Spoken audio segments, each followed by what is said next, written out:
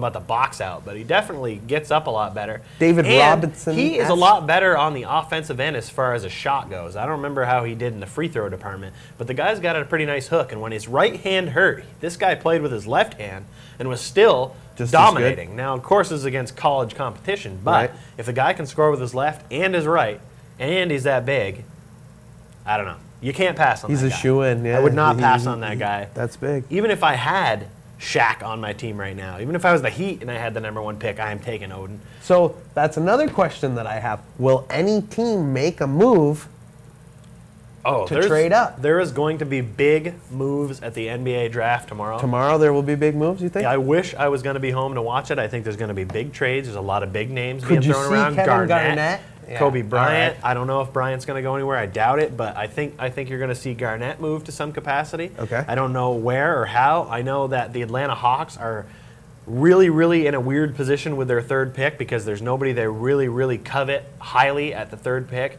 I could see the Hawks making some sort of a move, either for the third pick or trading down in the order. But I don't know. It's a tough spot to be in, that third spot, because there are two surefires.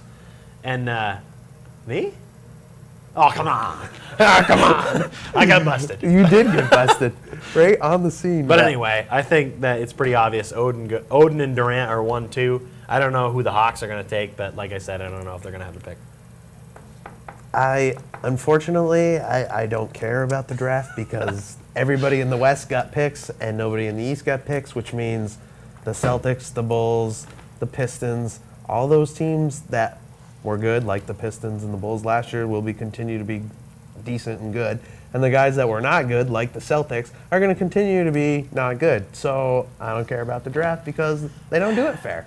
Like you don't like baseball, I don't like the basketball draft. It's not fair. The worst team should get the best players. Okay, for the record, I'm not big on the NBA draft either. I don't like the way they set it up.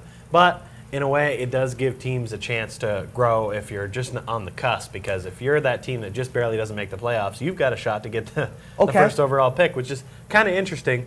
And it also stops teams from tanking games, because people accuse the Celtics of taking games at the end to try to get the pick, and maybe the Grizzlies a little bit too. Right. And now you just lost games for nothing, punks. Right. And then that's why you got to try hard all the time and never give up. So is there a way to incorporate what the NBA does in their lottery draft system with the balls and stuff? Is there a way to do that in the NFL so that even though you're the worst team in the NFL, you still have a chance at not getting the best player? I don't think it's as big a deal in the NFL because, like you said earlier, one player does not turn an entire team around. It can make a big difference, but I don't think there's ever been one player that's come in and completely changed a team enough. Whereas in basketball, you got 5 players on the court at a time, and they play both offense and defense. In football, they only play offense or defense, and there's also 10 other guys out there with that dude. So I think it's a little less of a big deal. You could do it that way if you wanted to, but I don't really think, as it is right now, it's really that big a problem. It ain't broke. We don't fix it. All right, we got under 5 minutes to go. I want to mention this real quick because a lot of people know that we're pretty big wrestling fans here on the show. Yep. We usually don't mention it because it's not a sport. But recently there was an incident with Chris Benoit. I'm sure everybody's heard about it. It was headline news. Pretty big headline news, and just a real tragedy. And it's a shame that a man would throw away his legacy and do that to his own family. Is just really sad, and I just lost all the respect that I once had for a guy that I really enjoyed to watch in the ring. Unfortunately, it tarnishes his whole legacy, his whole career. He won't get into the Hall of Fame because of it.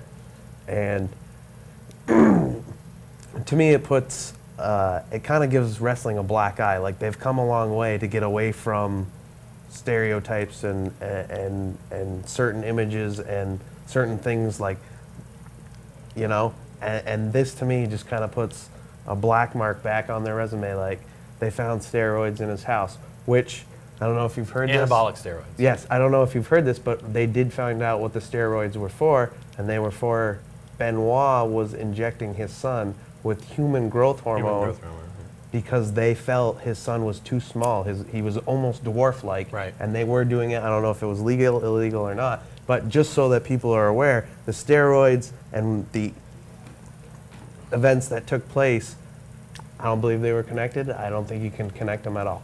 Will people ever really know? Who knows? There's always going to be Exactly. the people who want to kick things like wrestling and keep it down. Right. If this happened in any other sport, there are always people who will take it and use it negatively against it.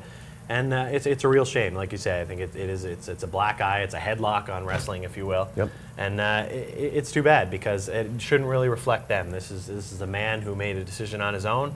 He happened to have that as his job. Yep. I know that as a Zamboni driver, if I was to do some heinous act, I would hope it wouldn't reflect poorly on you or any of the other Zamboni drivers.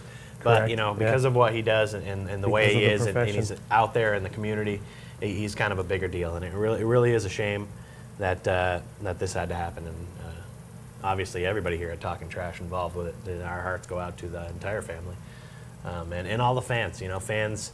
Fans care maybe a little bit more than they should when it comes to wrestlers. And Well, there's not. It's a different. If it's a different beast. If you check my Yep. website, I got a blog up. I think I kind of describe why we care so much. You get to Yeah. know. You get to know them as athletes. You get to know them as people, individuals.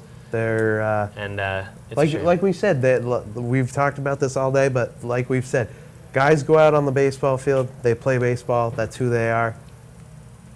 They're baseball players. Guys that wrestle are guys that perform in front of an audience as a character, a persona, a lifestyle that they portray, and then behind the scenes, they're completely different people. Yep. And in this case, Benoit was portrayed as probably one of the greatest technical wrestlers out there, and the realization was he was a loose cannon. A disturbed dude, to say the least. Hey, we're going to be back, and we'll have more fresh Talking Trash next week.